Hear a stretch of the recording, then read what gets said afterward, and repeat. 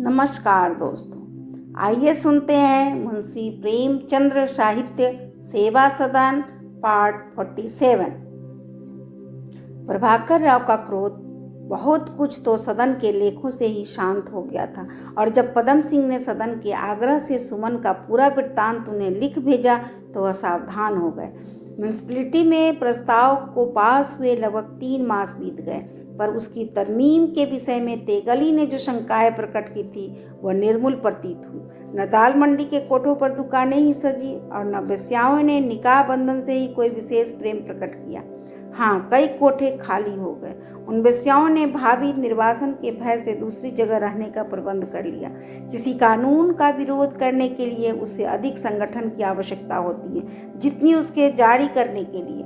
प्रभाकर राव का क्रोध शांत होने का यह एक और कारण था।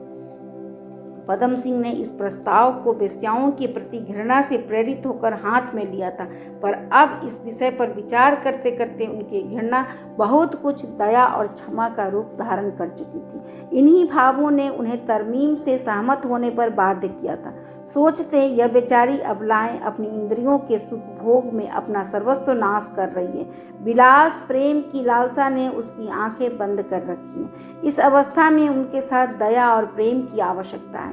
इस अत्याचार से उनके सुधारक शक्तियां और भी निर्बल हो जाएगी और जिन आत्माओं को हम उपदेश से, प्रेम से, दीक्षा से उबार कर सकते हैं वे सदा के लिए हमारे हाथ से निकल जाएगी। हम लोग जो स्वयं माया मोह के अंधकार में पड़े हुए हैं उन्हें दंड देने का कोई अधिकार नहीं रखते। उनके कर्म ही उन्हें क्या कम दंड दे रहे हैं कि हम यह अत्याचार करके उनके जीवन को और भी दुखमय बना दें।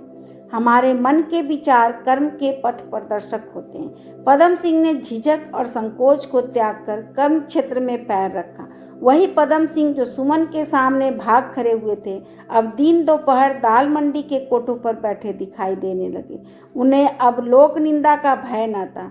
मुझे लोग क्या कहेंगे इसकी चिंता न थी। उसकी आत्मा बलवान हो गई थी। हृदय में सच्ची सेवा का भाव जागृत हो गया था।